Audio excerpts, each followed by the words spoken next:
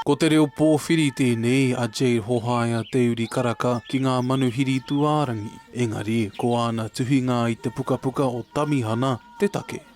Ko au te pene noiho, engari ko te wairua o te rangatira Papa Anuri Tamihana, ko ia te waituhi. He rā nui tēnei ki te whakamānawa i ngā mahi i oti i a Jade rāua tahi ko te tumuaki o mua o te kingitanga. O ti rā ka tai mai ngā whānau me ngā iwi ki te whakahonore i te kaupapa. Humility and honour is a shared language amongst Indigenous people. I love that. So on the back of the book, there's a statement that Papa Anuri Tamihana would say. And many people that don't really understand the kingitanga would say to him, you know, do you serve this king? Do you serve this kaupapa? And he said, I place the paipera on top of the head of our Māori king. And that's where my heart goes. And so it's a puka about loyalty and commitment to a cause that's bigger and greater than ourselves.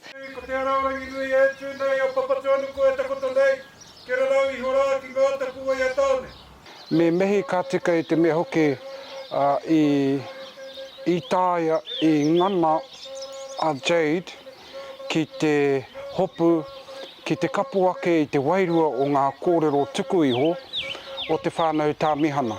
Neke atu i te rima tau tēnei uri o ngā tiraukawa e pōkai kaha ana ki te whakatutuki i te kaupapa ka mutu kia oti pai i te pukapuka.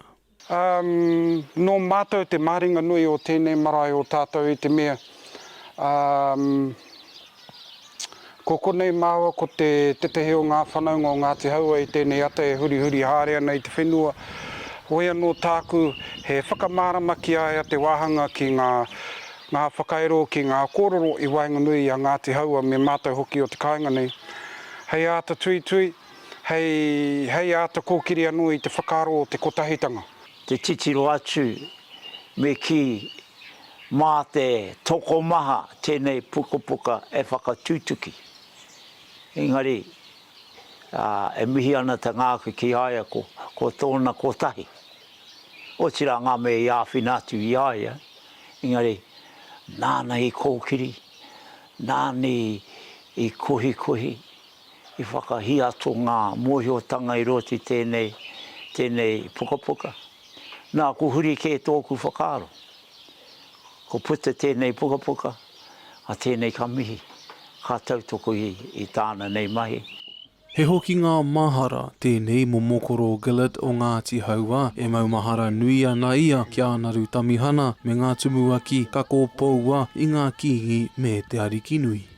He kaupapa me ki i kaipunuhia Ngāti Haua. I kaipunuhia i runga i te tiaki i te mana o ngā tumuaki i ngō rātou wā ana tainoa ki te tangata nei ānuru i tana hia kia whakaputai ngā kōro mō ngā tumuaki. I roti te ngā kaukare i tino whakai atu. Pono ki te kaupapa, pono ki te kingitanga, that's what the men live for. He pukapuka kua titia ki te ngā kau o tēnā kua rangona kua pānuitia.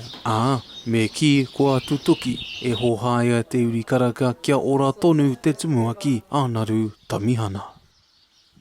Te kawa pāora, Aukaha.